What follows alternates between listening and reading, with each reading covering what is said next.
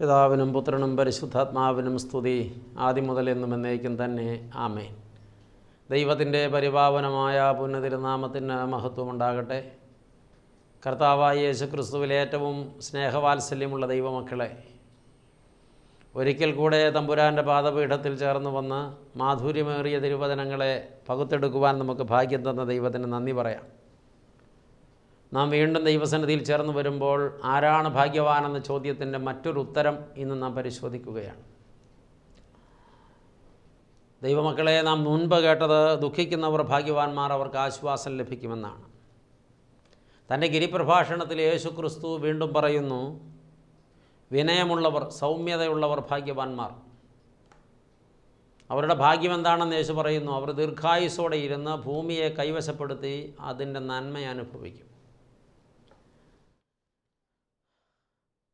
അത് സൗമ്യതയുള്ളവർക്ക്, താഴ്മയുള്ളവർക്ക്, ശാന്തശീലരായ ആളുകൾക്കുള്ള വാഗ്ദാനമാണ്.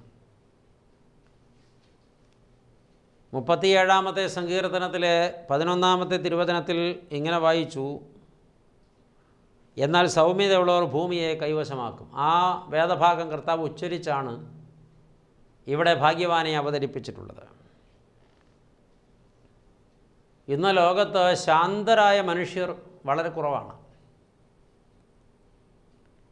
അഹന്ത കൂടുന്നതിനനുസരിച്ച് അക്രമവും കൂടും. അഹന്ത വെടിഞ്ഞ മനുഷ്യൻ തന്നെ ശാന്തനായി മാറും. ഞാനെന്നത് എൻ്റെ ഉള്ളിൽ നിന്ന് തീർത്തും ഇല്ലാതെയായാൽ പിന്നെ ഞാനില്ലാത്തത് കൊണ്ട് ഞാൻ ആരോട് കലഹിക്കണം? പിന്നെ അവിടെ കലഹത്തിന് ഇടമില്ലാതെയാവുകയാണ്. കലഹമുണ്ടാകാനുള്ള പ്രധാന കാരണം ഞാനിവിടെ ഉണ്ട് എന്ന ഒരു യഥാർത്ഥമായ ബോധത്തിൽ നിന്നാണ്. ഞാൻ അംഗീകരിക്കപ്പെടണം, ഞാൻ മാനിക്കപ്പെടണം, ഞാൻ മറ്റുള്ളവരുടെ മുമ്പിൽ ശ്രേഷ്ഠനായി എണ്ണപ്പെടണം, എനിക്ക് വിലയുണ്ടാകണം, എന്നെ മാനിക്കണം എന്നിങ്ങനെയുള്ള വികാരമാണ് കലഹത്തിലേക്ക് എത്തുന്നത്. അതങ്ങനെ സംഭവിക്കാതെ വരുമ്പോഴാണ് കലഹമുണ്ടാക്കുന്നത്. അപ്പോൾ ഞാനെന്നത് കലഹത്തിലേക്കുള്ള വഴിയാണ്. ഈ ഞാനെന്നത് ഇല്ലാതെ ആയാൽ പിന്നെ അവിടെ സ്വയം ശൂന്യനായി മാറുന്ന ഒരു മനുഷ്യൻ ആരോടാണ് കലഹിക്കേണ്ടത്? ഞാനിവിടെ ഇല്ലെങ്കിൽ പിന്നെ ആരാണ് കലഹിക്കേണ്ടത്? ഞാനില്ലാതെയായിത്തീരുന്ന ഒരവസ്ഥയിലാണ് ഒരാൾ സൗമ്യതയുള്ളയാളായി മാറുന്നത്. അഹന്തയൊട്ടുമില്ലാത്തവർക്ക് മാത്രമേ സൗമ്യരായിത്തീരാൻ, ശാന്തരായി ജീവിക്കാൻ കഴിയുകയുള്ളൂ. അവിടെയാണ് നമ്മളൊക്കെ തീർത്തും പരാജയപ്പെട്ടു പോകുന്നത്. ക്ഷിപ്രകോപികളാണ് ചില ആളുകൾ. മഹാ അഹങ്കാരമുള്ളത് കൊണ്ടാണ് ഈ ക്ഷിപ്രകോപം. പക്ഷേ ചിലരൊക്കെ അത് പെട്ടെന്ന് തണുത്ത് തിരിച്ചു വന്ന് മാപ്പിരക്കുന്നതും കണ്ടിട്ടുണ്ട്. അത് ഒത്തിരി വിനയം മറുവശത്തുള്ളത് കൊണ്ടാണ്. എന്നാൽ ചില ആളുകൾ ഈ കോപം ഒരിക്കലും തണുക്കാൻ അനുവദിക്കില്ല. അതിൽ കൂടുതൽ എണ്ണയൊഴിച്ച് ആളിക്കത്തിച്ചു കൊണ്ടിരിക്കും. കൂടുതൽ ഭീഷണവാക്കുകൾ പറഞ്ഞുകൊണ്ടിരിക്കും. കൂടുതൽ എപ്പോഴും ആക്ഷേപിച്ചു കൊണ്ടിരിക്കും. അത് ഉന്നതഭാവം അങ്ങേയറ്റത്ത് ചെല്ലുമ്പോൾ സൗമ്യത, താഴ്മ എന്നിവ തൻ്റെ ജീവിതത്തിൽ ഒരിക്കലും ഇല്ല എന്ന് അടയാളപ്പെടുത്തുകയാണ്. ശാന്തരായ മനുഷ്യർക്ക് തെറ്റുപറ്റിയെന്ന് ബോധ്യപ്പെട്ടാൽ മാപ്പ് ചോദിക്കാനുള്ള മനസ്സുണ്ടാകും. എനിക്ക് തെറ്റിപ്പോയി, എന്നോട് പൊറുക്കണം. അബദ്ധം പറ്റിപ്പോയി, എന്നോട് ക്ഷമിക്കണം. ഞാൻ അങ്ങനെ നനച്ചല്ല അത് പറഞ്ഞത്, പറഞ്ഞപ്പോൾ അങ്ങനെ ആയിപ്പോയതാണ്, സാരമില്ല. ഇത് പറയാനുള്ള മനസ്സ് വിനയമുള്ളവർക്കുണ്ടാകും. അഹങ്കാരിക്കിനി അബദ്ധം പറ്റിയാൽ പോലും തിരുത്തില്ല. ആ പറ്റിയതാണ് ശരി എന്ന് വ്യാഖ്യാനിക്കും. അങ്ങിരുന്ന് തർക്കിക്കും. തനിക്ക് ഒരിക്കലും തെറ്റ് പറ്റുകയില്ല എന്ന സ്വയബോധത്തിൽ നിന്ന് ഇതെത്ര പറഞ്ഞാലും എത്ര കേട്ടാലും അഹങ്കാരി അതൊരിക്കലും സ്വീകരിക്കില്ല, അംഗീകരിക്കില്ല, തിരുത്തുകയുമില്ല. തെറ്റ് പറ്റി എന്ന് ബോധ്യപ്പെട്ടാൽ പോലും അത് തെറ്റല്ല എന്ന് ഏത് വിധേനയെങ്കിലും പറഞ്ഞ് വ്യാഖ്യാനിച്ച് കൊണ്ടുവരും. അല്ലെങ്കിൽ ഒടുക്കം പറയും, ഇതെല്ലാവർക്കും പറ്റുന്ന ഒരു സംഗതിയാണ്, എനിക്ക് മാത്രം പറ്റിയതല്ല. എന്നാലും എനിക്ക് തെറ്റിപ്പോയി എന്ന് പറയില്ല. അവിടെയാണ് പ്രിയപ്പെട്ടവരെ സൗമ്യതയില്ലായ്മ വെളിപ്പെട്ടു വരുന്നത്. ശാന്തരായിരിക്കുക അല്ലെങ്കിൽ സൗമ്യരായിരിക്കുക എന്നൊക്കെ പറഞ്ഞാൽ അതൊരു ബലഹീനതയാണെന്നാണ് ഭൂരിപക്ഷം പേരുടെയും വിചാരം. മനുഷ്യരായാൽ കുറച്ച് ബലമുള്ളവരും തർക്കുത്തരം പറയുന്നവരും ആരോടും എന്തടാ എന്ന് ചോദിക്കുന്നവരും, ആരെയും വകവയ്ക്കാതിരിക്കുന്നവരും, ആരോടും എതിര് പറഞ്ഞ് അവർ പറഞ്ഞതിനെ ഖണ്ഡിക്കുന്നവരുമൊക്കെ ആയാലേ ഞാൻ ബലവാനാവുകയുള്ളൂ എന്നൊരു ചിന്ത അനേകം ആളുകൾക്കുണ്ട്. ഇങ്ങനെ ചിന്തയുള്ള ഭർത്താവ് വീട്ടിലൊരിക്കലും ഭാര്യയ്ക്കൊരു വിലയും കൊടുക്കില്ല. അവൾ ബുദ്ധിയുള്ളവളാണെങ്കിലും വിവേകമുള്ളവളാണെങ്കിലും വിവേകത്തോടെ കാര്യങ്ങൾ പറയുന്നവളാണെങ്കിലും വിദ്യാസമ്പന്നയാണെങ്കിലും അവളെ എപ്പോഴും കഴുത, പൊട്ടി, വിവരദോഷി, കഴിവുകെട്ടവൾ എന്നൊക്കെ വിളിച്ചുകൊണ്ടിരിക്കും.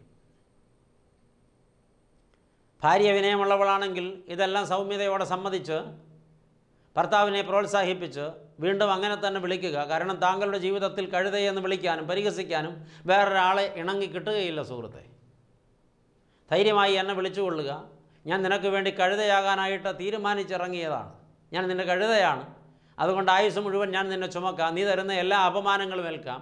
ഒരു മറുവാക്ക് പോലും ഞാൻ പറയില്ല. ധൈര്യമായിട്ട് വിളിക്കുക എന്ന് അവൾ പറഞ്ഞുകൊണ്ടിരിക്കുന്നുവെങ്കിൽ അവൾ വിജയിയായ ഒരു വ്യക്തിയാണ്. എന്നാൽ ഈ ഭർത്താവ് ഒരു വലിയ പരാജയമാണ്. നിരന്തരം അവൻ തൻ്റെ ഭാര്യയെ അപമാനിക്കുന്നു, കുറ്റപ്പെടുത്തുന്നു, ആക്ഷേപിക്കുന്നു, പരിഹസിക്കുന്നു, കഴുതയെന്ന് വിളിക്കുന്നു, നിന്ദിക്കുന്നു. അവനാണ് പരാജയം, അവളല്ല. ഇനി ഭർത്താവ് ഇങ്ങനെ ഏതെങ്കിലും ഒരു വാക്ക് മൂളുകയോ ഞരങ്ങുകയോ ചെയ്താൽ, അബദ്ധം പറ്റി പറഞ്ഞതാണെങ്കിൽ പോലും അപ്പോൾ അതിൽ കയറി പിടിച്ചിട്ട് ഭർത്താവ് പറഞ്ഞതിൻ്റെ 7 മടങ്ങ് ഭർത്താവിനോട് തിരിച്ചു പറഞ്ഞ് നീ ഒരു പൊട്ടനാണ്, കഴുതയാണ്, നീ അഹങ്കാരിയാണ്, വിവരദോഷിയാണ്, നിനക്ക് മനുഷ്യരോട് പെരുമാറാൻ അറിയില്ല, നീ ഒരിടത്തും നീതിബോധത്തോടെ പെരുമാറാൻ അറിയുന്നവനല്ല, നിനക്ക് തീരുമാനമെടുക്കാൻ അറിയില്ല എന്നൊക്കെ പറഞ്ഞ് ഭർത്താവിനെ പരസ്യമായി മറ്റുള്ളവരുടെ മുമ്പിൽ അപമാനിച്ച് നാണം കെടുത്തുന്ന സ്ത്രീ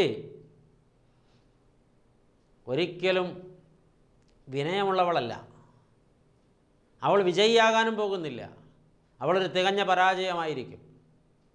ഇങ്ങനെ ഭർത്താവിനെ ഭരിച്ചും അടക്കിയും ബഹളം വെച്ചും കലഹം ഉണ്ടാക്കിയും ഭർത്താവിനെ ആക്ഷേപിച്ചും അമർച്ച ചെയ്യാൻ ശ്രമിക്കുന്ന ഭാര്യ, അവൾ വളർത്തുന്ന മക്കൾ ഒരിക്കലും മാതാപിതാക്കളെ അനുസരിക്കുന്നവരോ വിനയമുള്ളവരോ ആയി വളരില്ല. കാരണം ധിക്കാരം പറയുന്ന ഭാര്യ, കാരണം വീട്ടിൽ ഭർത്താവിനെ അനുസരിക്കണമെന്നുള്ള പാരമ്പര്യത്തിന് വിരുദ്ധമായി ധിക്കാരം പറയുന്ന ഭാര്യ, അഹങ്കാരം പ്രകടിപ്പിക്കുന്ന ഭാര്യ, നിഷേധാത്മക നിലപാട് സ്വീകരിക്കുന്ന ഭാര്യ മക്കൾക്ക് കൊടുക്കുന്ന ഒരു വലിയ സന്ദേശമുണ്ട്: നിങ്ങൾ ആയുസ്സിൽ നിങ്ങളെ അപ്പനെ വകവയ്ക്കരുത്.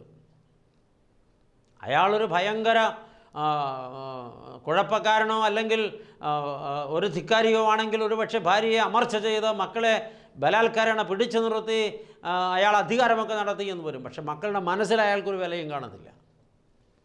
മനസ്സിൽ മക്കൾ പറയും, എൻ്റെ അപ്പൻ വെറും കഴുതയാ, പൊട്ടന. അമ്മ പറഞ്ഞു ഞാൻ കേട്ടിട്ടുണ്ടല്ലോ.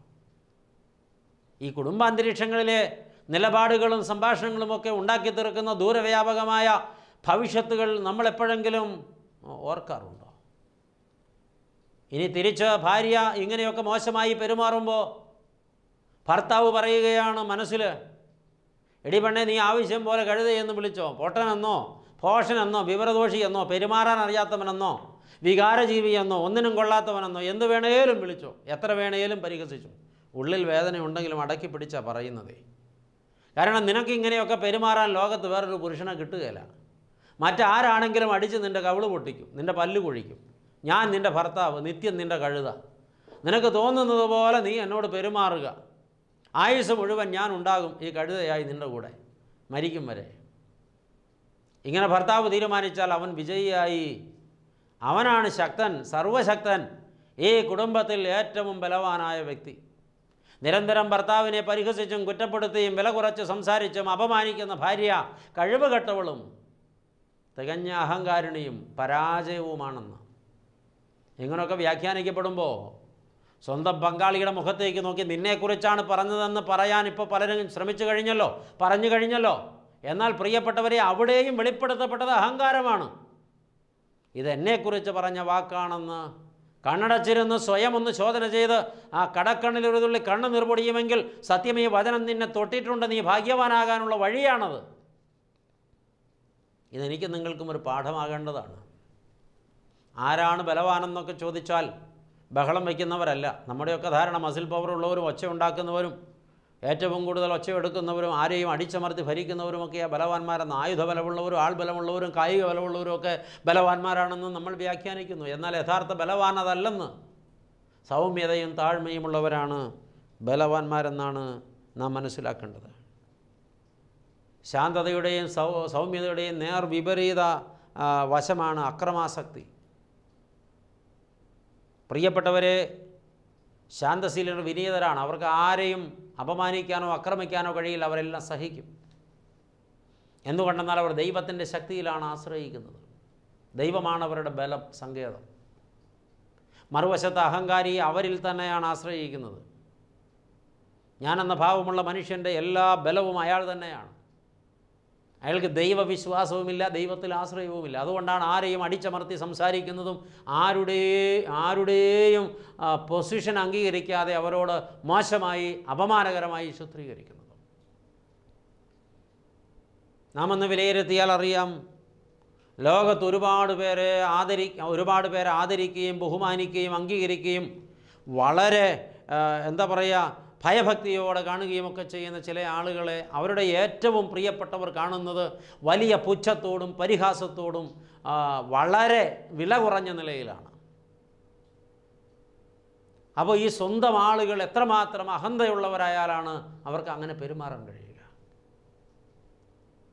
ലോകത്ത് ആയിരങ്ങളും പതിനായിരങ്ങളും വലിയ ആദരവോടെ ബഹുമാനിക്കുന്ന ചിലരോട് ഇവരിത്ര പുച്ഛത്തോടും പരിഹാസത്തോടും പെരുമാറുമ്പോൾ അവരെത്ര അഹങ്കാരികളായതുകൊണ്ടാണ് അവർക്ക് അങ്ങനെ പെരുമാറാൻ കഴിയുന്നത്.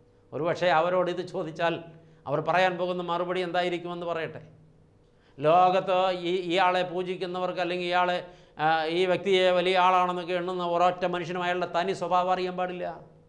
അതെ, എനിക്കേ അറിയാവൂ, ഇയാളൊരു വലിയ കുഴപ്പക്കാരനാണ്, യാതൊരു നീതിബോധവുമില്ലാത്ത മനുഷ്യനാണ്, ഭയങ്കര ദേഷ്യക്കാരനാണ്, ഭയങ്കര അഹങ്കാരിയാണ്, ഇതെനിക്ക് മാത്രം അറിയാവുന്നത് കൊണ്ടാണ് ഞാൻ ഇയാളോട് ഇങ്ങനെ പെരുമാറുന്നത്. ഇത് നിങ്ങൾ ഇയാളെ ശരിക്കും അറിഞ്ഞെങ്കിൽ ഇയാളോട് നിങ്ങൾ ഇതിനേക്കാൾ മോശമായി പെരുമാറിയനെ എന്ന് മറുന്യായം പറയുകയല്ലാതെ തിരുത്തപ്പെടാൻ തയ്യാറാകില്ല.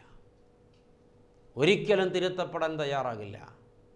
അതുകൊണ്ടാണ് മുമ്പ് അച്ഛൻ പറഞ്ഞത്, ഇപ്പോഴും പറയുന്നത്, ഒരു അഹങ്കാരി ഒരിക്കലും മാനസാന്തരപ്പെടില്ല. അഹങ്കാരി എല്ലാവരെയും കുറ്റപ്പെടുത്തും, എല്ലാവരും മാനസാന്തരപ്പെടണമെന്ന് പറയും, ഒരിക്കലും മാനസാന്തരപ്പെടില്ല. അത് ഞാൻ തന്നെയല്ലേ എന്ന്, ഈ പറഞ്ഞയാൾ ഞാൻ തന്നെയല്ലേ എന്ന് നെഞ്ചുപൊട്ടി ഒന്ന് സ്വയശോധന ചെയ്യാൻ നമുക്ക് കഴിഞ്ഞെങ്കിൽ നാം അറിയാതെ നാം ഭാഗ്യവാന്മാരുടെ ഗണത്തിലേക്ക് മാറുമായിരുന്നു. ദൈവമക്കളെ, മറ്റുള്ളവർ തങ്ങളുടെ അവകാശങ്ങൾക്ക് വേണ്ടി വാദിക്കുമ്പോൾ ശാന്തശീലർ ഒരിക്കലും തങ്ങളുടെ അവകാശങ്ങൾക്ക് വേണ്ടി വാദിക്കുന്നില്ല, മറിച്ച് കർത്തവ്യങ്ങൾ നിർവഹിക്കാൻ ശ്രമിക്കുന്നു. അവകാശങ്ങൾക്ക് വേണ്ടി സംസാരിക്കുന്നവരൊക്കെ അഹംബോധമുള്ളവരും തല്ല അഹങ്കാരത്താൽ ഭരിക്കപ്പെടുന്നവരുമാണ് എന്ന് വേണമെങ്കിൽ പറയാം. അവകാശങ്ങൾ മറക്കണമെന്നോ അവകാശങ്ങൾ ഉപേക്ഷിക്കണമെന്നോ അല്ല ഈ പറഞ്ഞതിൻ്റെ അർത്ഥം. സാധാരണ നിലയിൽ അവകാശവാദം ഉന്നയിക്കുകയും ബഹളം വയ്ക്കുകയും ഒക്കെ ചെയ്യുന്നവരുടെ ഉള്ളിൽ ഞാൻ കിടപ്പുണ്ട്. എന്നാൽ ഒരു ശാന്തശീലർ ഒരവകാശത്തിനും വേണ്ടി ക്ലെയിം ചെയ്യുന്നില്ല, എല്ലാം അങ്ങ് സഹിക്കും, ശാന്തമായി സഹിക്കും, വളരെ ശാന്തമായി സഹിക്കും. എന്നിട്ട് അവരവരുടെ കർത്തവ്യം എങ്ങനെ നിർവഹിക്കാമെന്ന് മാത്രം ചിന്തിക്കും. മദ്യവെച്ച് വീട്ടിൽ വരുന്ന ഭർത്താവ് ഇടിച്ച് പഞ്ഞിക്കിട്ടാലും തൻ്റെ ഭർത്താവ് പട്ടിണി കിടക്കരുത്, ഭർത്താവിന് ആരോഗ്യ പ്രശ്നം ഉണ്ടാകരുത്, ഭർത്താവിന് യാതൊരു സങ്കടവും വരരുത് എന്ന് നനച്ച ഭർത്താവിൻ്റെ സകല ആവശ്യങ്ങളും ഭക്ഷണ ക്രമീകരണങ്ങളും കൃത്യമായി നോക്കി ചെയ്ത് കൊടുക്കുന്ന ഭാര്യ, അവളൊരു വലിയ വിജയമാണ്. ഒരുപക്ഷെ ഇങ്ങനെയൊക്കെ ചെയ്ത് മടുത്തുപോയ ചില സഹോദരിമാരിത് കേട്ട് പൊട്ടിക്കരയുന്നുണ്ട്. അവരുടെ കണ്ണുനീരിവിടെ കാണാൻ പറ്റുന്നുണ്ട്. പ്രിയപ്പെട്ട ദൈവമക്കളെ, നിങ്ങളൊരു വലിയ വിജയമാണ്, നിങ്ങളൊരു വലിയ സംഭവമാണ്. ലോകത്ത് മറ്റ് പലർക്കും കഴിയാത്തതാണ് നിങ്ങൾക്ക് കഴിഞ്ഞിരിക്കുന്നത്. നിങ്ങൾ ദൈവമനുഷ്യരാണ്, അതുകൊണ്ടാണ് നിങ്ങൾക്കിങ്ങനെ ചെയ്യാൻ കഴിയുന്നത്. ഈ സഹനം ദൈവത്തിൽ നിന്ന് ലഭിക്കുന്ന ഒരു മഹാഭാഗ്യമാണ്. അത് നിങ്ങൾക്ക് വലിയ അനുഗ്രഹമാണ്, അത് നിങ്ങൾക്ക് വലിയ ആശ്വാസമാണ്, അത് നിങ്ങൾക്ക് വലിയ സമാധാനവും പ്രത്യാശയുമായി നാളെ തീരും. നിങ്ങൾക്ക് വേണ്ടി ദൈവം വലുത് ചിലത് കരുതി വച്ചിട്ടുണ്ട്. ദൈവമക്കളെ, ജീവിതത്തിലെ ക്ലേശങ്ങളിലൂടെയൊക്കെ കടന്നു പോകുമ്പോൾ ഉത്തരവാദിത്വങ്ങൾ മറക്കാതിരിക്കുക. സഹിച്ചുകൊണ്ട് ചുമതല നിർവഹിക്കുന്നത് വിനയപ്പെട്ട ആളുകളുടെ, സൗമ്യരായ ആളുകളുടെ വ്യക്തമായ അടയാളമാണ്. അഹങ്കാരവും അക്രമവും ദീർഘകാലം നിലനിൽക്കുകയില്ല. അവരുടെ ആയുസ്സിന് ദൈർഘ്യമുണ്ടാകുകയില്ല. ഒരഹങ്കാരിയുടെ ആയുസ് പാതി വഴിക്കൽ തീരും. ക്ഷിപ്രകോപിയും എടുത്തുചാട്ടക്കാരനും ക്ഷമയില്ലാതെ പെരുമാറുന്നവനുമായൊരു വ്യക്തിക്ക് ഒരുപക്ഷെ തെരുവിലായിരിക്കും ജീവിതാവസാനം. ആരെങ്കിലും അവൻ്റെ കാര്യത്തിൽ തീരുമാനമെടുത്തേക്കാം. ദൈവമക്കളെ, കൊട്ടേഷൻ ടീമിൽ അംഗങ്ങളായി പ്രവർത്തിച്ച ഒരാളും ആയുസ്സത്തെ ജീവിച്ചിട്ടില്ല. അവർക്ക് അനുവദിച്ച കോട്ട തീരുന്നത് വരെയുള്ള അരി അവർ തിന്നിട്ടില്ല. അവരുടെ മാതാപിതാക്കളുടെ കൺമുമ്പിൽ അവരുടെ മൃതദേഹങ്ങൾ കിടത്തപ്പെട്ടിട്ടുണ്ട്. കോപവും അക്രമവും എടുത്തുചാട്ടവും കൊലപാതകവും ഒന്നും ഒരാളെയും വിജയിയാക്കുന്നില്ല, ശക്തനാക്കുന്നില്ല. അതൊക്കെ വമ്പിച്ച പരാജയങ്ങളാണ്. 37-ാമത്തെ സങ്കീർത്തനത്തിൻ്റെ 9-ാമത്തെ വാക്യം പറയുന്നു, ദുഷ്പ്രവർത്തിക്കാർ ഛേദിക്കപ്പെടും, കർത്താവിനായി പ്രത്യാശിക്കുന്നവരോ ഭൂമിയെ കൈവശമാക്കും. ദുഷ്പ്രവർത്തിക്കാർ ഛേദിക്കപ്പെടും, അതിന് ദൈർഘ്യമുണ്ടാകുകയില്ല. അക്രമങ്ങളിലൂടെയും രക്തച്ചൊരിച്ചിലൂടെയും നേട്ടങ്ങൾ ഉണ്ടാക്കാൻ ശ്രമിച്ചിട്ട് ഒരിക്കലും ആരും ജയിച്ചിട്ടില്ല. അതൊന്നും ഒരു വിജയത്തിൻ്റെ വഴിയല്ല.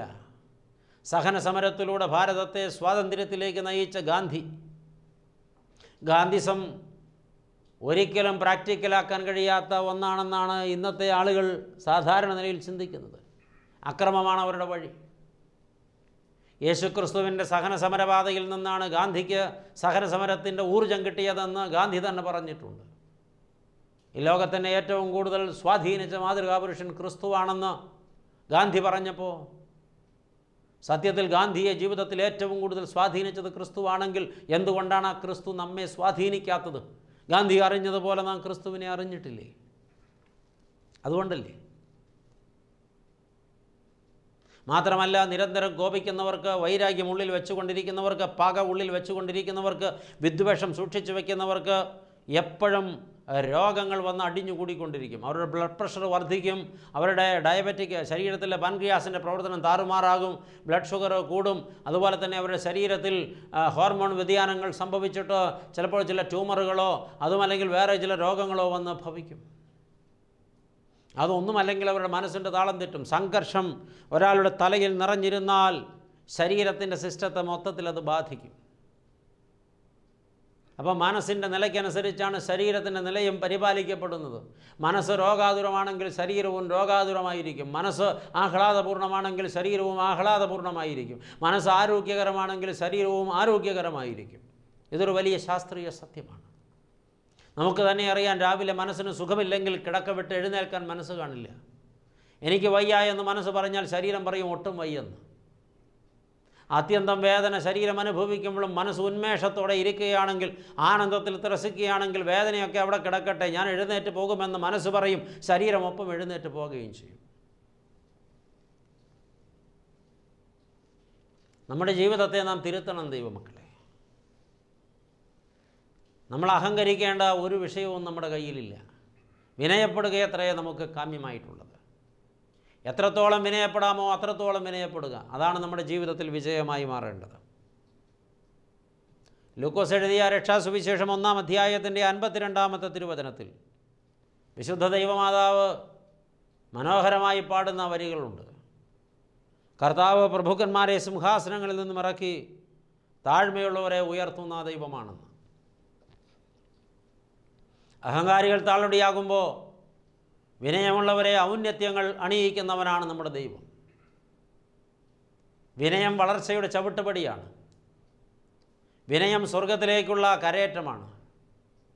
ശാന്തശീലം ഒരാളെ ആനന്ദ തുറമുഖത്തെത്തിക്കും. ശാന്തശീലരായ ആളുകൾക്ക് രോഗങ്ങൾ വളരെ കുറവായിരിക്കും. ശാന്തശീലരായ ആളുകൾക്ക് ആയുസ്സിൻ്റെ ദൈർഘ്യം കൂടും. ശാന്തശീലരായ ആളുകൾ ആരോഗ്യമുള്ളവരായിരിക്കും. എന്നാൽ നിരന്തരം കോപിഷ്ഠന്മാരും ഒത്തിരി പ്രഷർ അനുഭവിക്കുന്നവരുമായ ആളുകൾ നിത്യരോഗികളായിരിക്കും. അവരുടെ ആയുസ്സിൻ്റെ ദൈർഘ്യം കുറയും. ജീവിക്കുന്ന കാലം മുഴുവൻ അവർ അതിവേദന നിന്നായിരിക്കും ജീവിക്കുന്നത്. മരിക്കുന്നത് അതിനേക്കാൾ വേദന അനുഭവിച്ചുകൊണ്ടായിരിക്കും. ഇങ്ങനെയൊക്കെ പറയുമ്പോൾ ആർക്കും പരിഭവം തോന്നരുതേ. പരമാർത്ഥമായത് പറയാതിരിക്കാൻ പ്രയാസമായതുകൊണ്ടാണ് പറയുന്നത്. അത് ജീവിതത്തിൽ ഏറ്റുവാങ്ങാനുള്ള മനസ്സുണ്ടായാൽ മതി. ഒരഹങ്കാരി തൻ്റെ അവകാശം തൻ്റെ അഹങ്കാരത്താൽ നഷ്ടപ്പെടുത്തുമ്പോൾ വിനീതരെ ദൈവം വിളിച്ചു വരുത്തി അവർക്ക് അവകാശപ്പെട്ടതും അതിലധികവും കൊടുക്കുന്നു. ഒരഹങ്കാരി തൻ്റെ അഹങ്കാരത്താൽ തൻ്റെ അവകാശം നഷ്ടപ്പെടുത്തുമ്പോൾ വിനീതരെ ദൈവം വിളിച്ചു വരുത്തി അവർക്ക് അർഹതപ്പെട്ടതിലധികം കൊടുക്കുന്നു. അങ്ങനെ വിളിക്കപ്പെട്ട ഭാഗ്യവതിയാണ് വിശുദ്ധ കന്യകമറിയാമമ്മ. ഒരുപക്ഷേ യെശയ്യാ പ്രവാചകൻ പറഞ്ഞത് മനസ്സിലാക്കിയിട്ട് ഇസ്രയേലിലെ കുലീന കുടുംബങ്ങളിലെ കുലീന കന്യമാരിൽ ഒത്തിരി പേർ കുടുംബജീവിതം വേണ്ടെന്ന് വെച്ച് കർത്തൃമാതാവാകാൻ കച്ചകെട്ടി കാത്തിരുന്നിട്ടും അവരിൽ ഒരുത്തിയെപ്പോലും കർത്താവ് കടാക്ഷിച്ചില്ല. അനാഥയായ പാവപ്പെട്ട ബാലികയെ, ദൈവാലയ പശ്ചാത്തലത്തിൽ വളർത്തപ്പെട്ട പുണ്യവതിയായ ബാലികയെ, ആരോരുമില്ലാത്ത പെൺകുട്ടിയെ ദൈവം തൻ്റെ അമ്മയാകുവാൻ തിരഞ്ഞെടുത്തു. വിനയമായിരുന്നു അവളുടെ ആകെ സമ്പത്ത്. ഒരഹങ്കാര വർത്തമാനവും ഒരിക്കലും അവളിൽ കണ്ടിട്ടില്ല, അവൾ പറഞ്ഞിട്ടില്ല.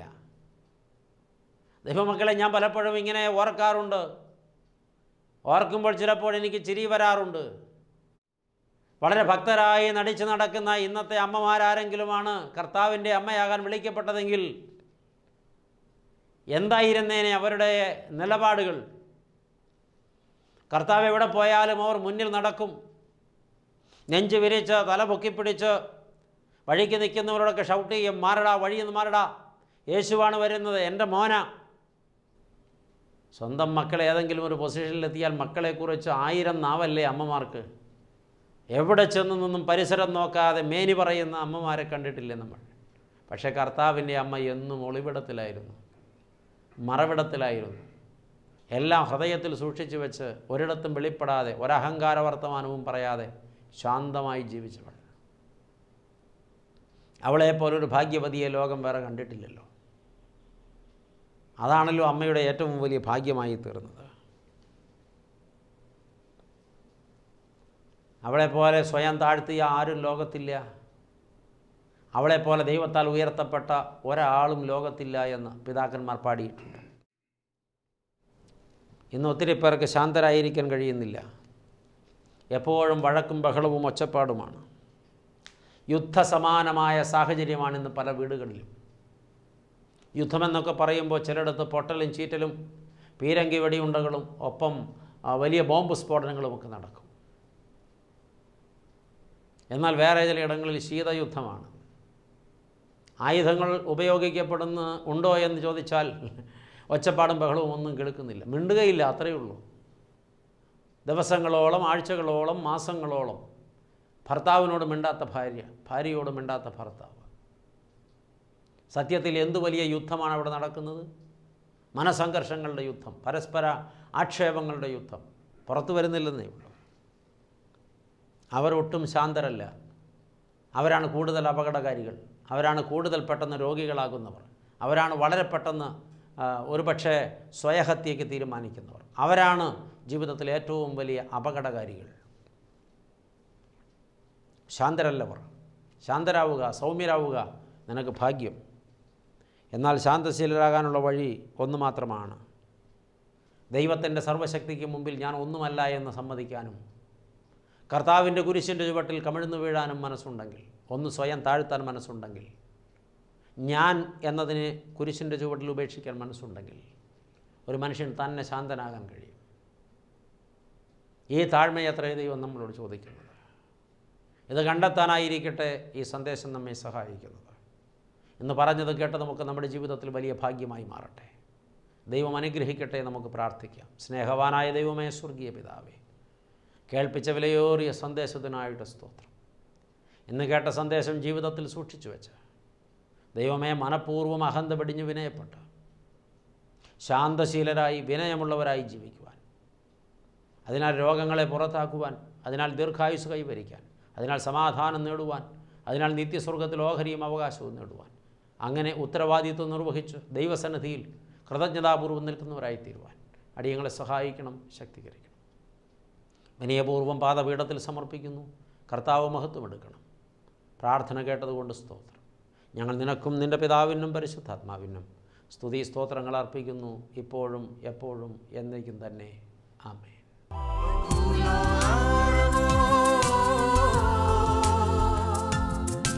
Te